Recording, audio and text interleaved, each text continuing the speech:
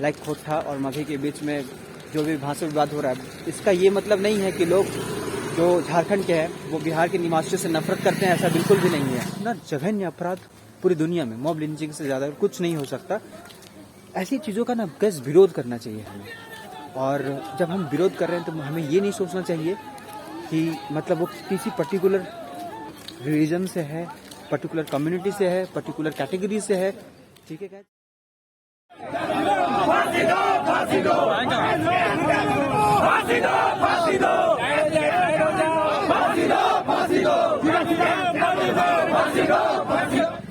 हाँ, good morning guys, स्वागत करता हूँ आपका एक नए ब्लॉग में। और इस ब्लॉग को स्टार्ट करने से पहले सबसे पहले तो मैं ये कह लेना चाहता हूँ कि इस ब्लॉग को शूट करने से या फिर इस ब्लॉग को किसी भी तरह के व्यक्ति विशेष, समुदाय, जाति, धर्म को क्षति पहुंचाने का नहीं है, उनको मेंटली हरासमेंट करने का नहीं है, बल्कि ये कुछ आजकल जो झारखंड में हो रहा है which is very very bad for our environment, तो उनके बारे में कहने वाला हूँ। फिलहाल मैं हूँ बाबा तिलका मांझी चौक में, जैना मोड़ में।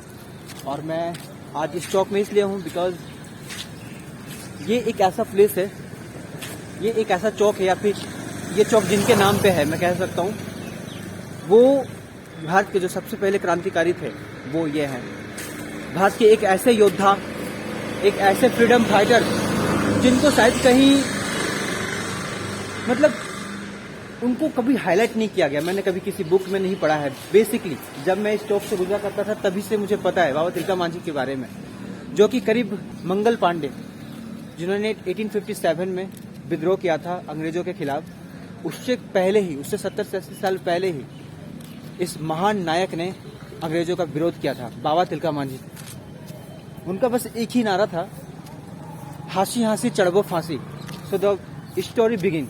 मैं आपके साथ कुछ हिस्ट्री शेयर करना चाहता हूँ, और क्यों करना चाहता हूँ उसे भी बताऊंगा मैं अभी। तो उससे पहले यह है बाबा तिलका मांझी चौक, जैना मोड़।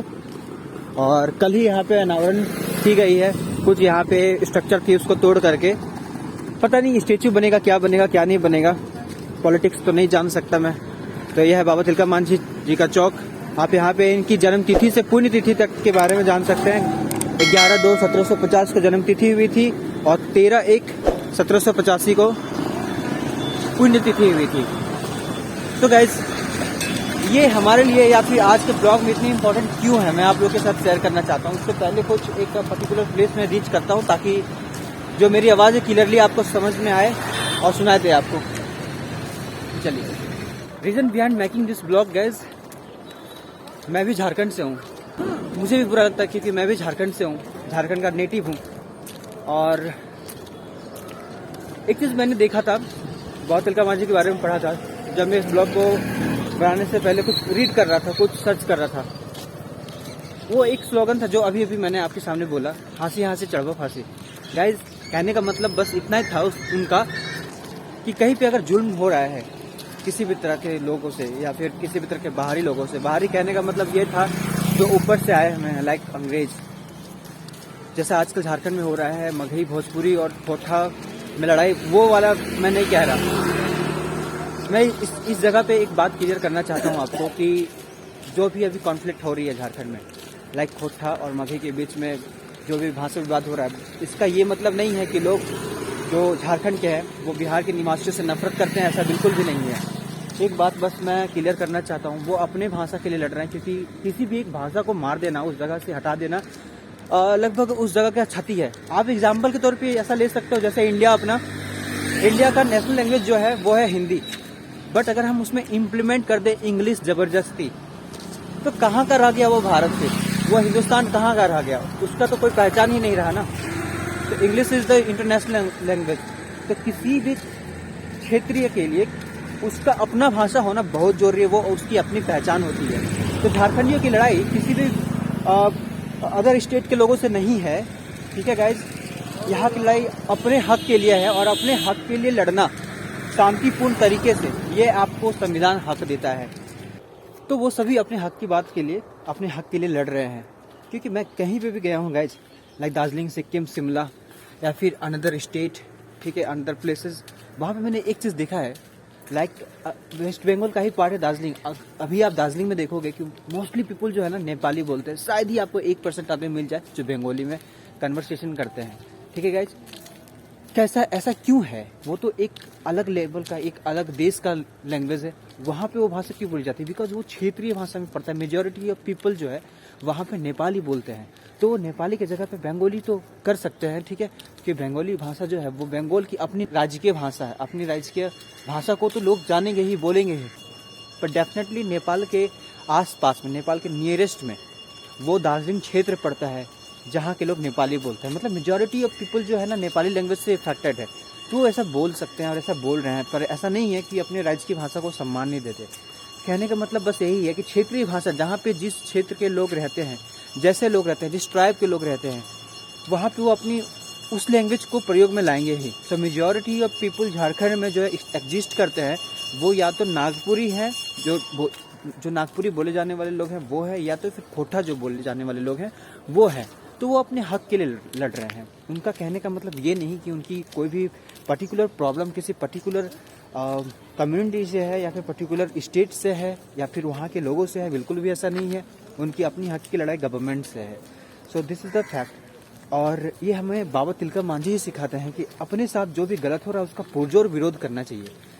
कुछ एक केस अपने झारखंड का आया है, कुछ पिछले दिनों में कुछ मॉब लिंचिंग हुई है। इतना जघन्य अपराध पूरी दुनिया में, मॉब लिंचिंग से ज़्यादा कुछ नहीं हो सकता। ऐसी चीज़ों का ना गैस विरोध करना चाहिए हमें। और जब हम विरोध कर रहे हैं तो हमें ये नहीं सोचना चाहिए कि मतलब वो किसी पर्टिकुलर रिलीजन से है, पर्टिकुलर कम्युनिटी से है, पर्टिकुलर कैटेगरी से है।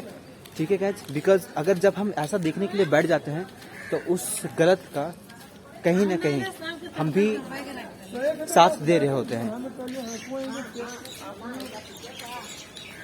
खराब लगता है कभी कभी हमें ऐसी बातें करने पे, पर कभी कभी मजबूर हो जाते हैं इन चीज़ों को कहने या फिर शेयर करने के लिए। बिकॉज डिस्क्रिमिनेशन हमारे देश में बहुत होता है, भेदभाव हमारे देश में बहुत होता है। इसके आगे मैं और क्या बोलूं, आप शायद समझ पा रहे होंगे। बस मैं इतना कहना चाहूँगा गाइज, कुछ ऐसी चीज़ें नहीं होने चाहिए अपने भारत में जिससे क्या है ना हम अपने ही लोगों से नफरत करने लगे। तो अभी तो हमारे इंडिया में बहुत सारे अपने संविधान में हमें हक मिला हुआ, उस हक को जानिए, उस चीज़ को पढ़िए।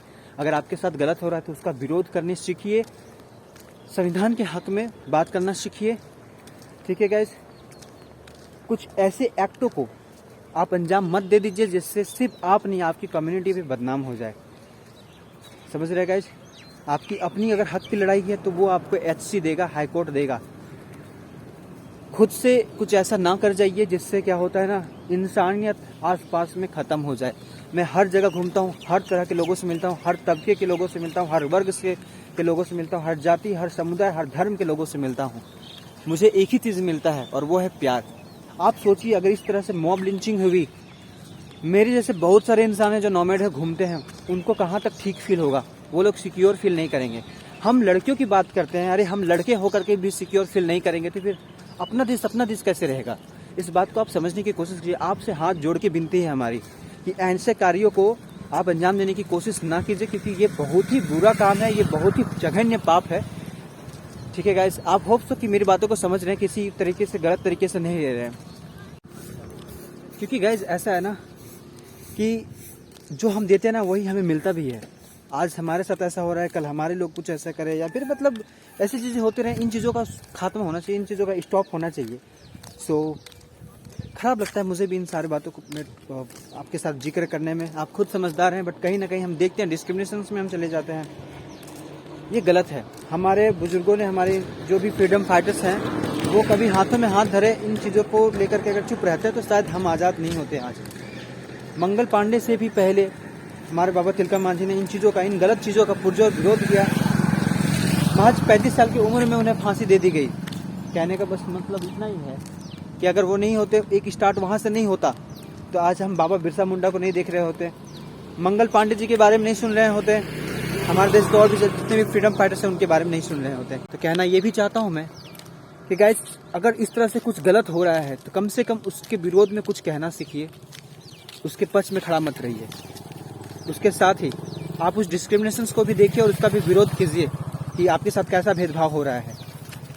और अगर आप विरोध नहीं कर सकते तो जो विरोध कर रहे हैं उनका साथ दीजिए, ठीक है। बिकॉज अगर आप उस गलत का विरोध नहीं कर रहे हैं तो उस गलत के भागी आप भी हैं, आपने भी वो गलत किया है और ये आज उनके साथ हुआ है, कल भगवान ना करे आपके साथ हो जाए। आप समझ पा रहे हैं इस बात को, तो थोड़ा ख्याल जरूर कीजिएगा। और इस वीडियो में गाइज मैं आपके साथ एक क्वेश्चन शेयर करना ये चाहता हूँ कि आप प्लीज़ मुझे कमेंट करके बताएं कि इस दुनिया में सबसे पहले जो आदिवासी समुदाय के फ्रीडम फाइटर थे वो कौन से वर्ग थे और किस देश के थे। तो क्वेश्चन का आंसर जरूर दीजिएगा आप मुझे इंस्टाग्राम पे, उसके स्क्रीनशॉट्स भेजिएगा, कमेंट आप लिखिएगा और जितना जल्दी हो सके उस क्वेश्चन का रिप्लाई जरूर कीजिएगा। बिकॉज आप बहुत सारे मैसेजेस आने लगे हैं कि अब कैसे करूं, मैं कैसे करूं, तो उस क्वेश्चन का आंसर जरूर आप दीजिएगा गाइस, ठीक है।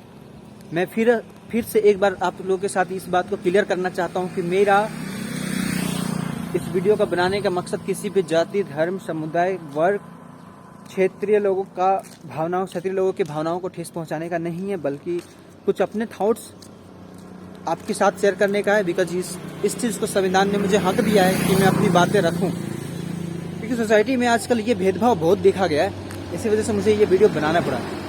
ऐसा हर देश में होता है, सिर्फ भारत में ही नहीं। तो प्लीज़ अपने आसपास शांति बनाए रखें, शांतिपूर्ण तरीके से विरोध करने के लिए भी सीखिए।